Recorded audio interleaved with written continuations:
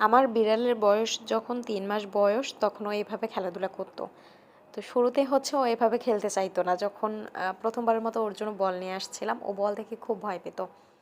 এরপর আস্তে আস্তে বল নিয়ে এত সুন্দর করে খেলা শুরু মানে খেলতো ও। আমরা সবাই ওকে বলতাম যে ছোট মেসি।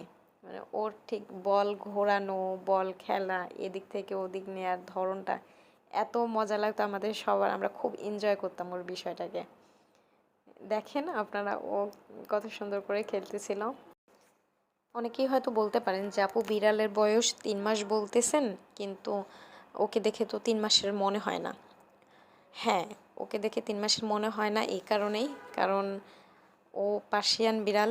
আর আপনারা যারা বিড়াল কাছে থেকে দেখেছেন বা যারা তাদের লালন পালন করেন, তারা জানেন যে পার্সিয়ান বিড়ালের একটু গ্রোথটা বেশি হয়, দ্রুত হয়। এবং আমার অরিও, ওর দ্রুত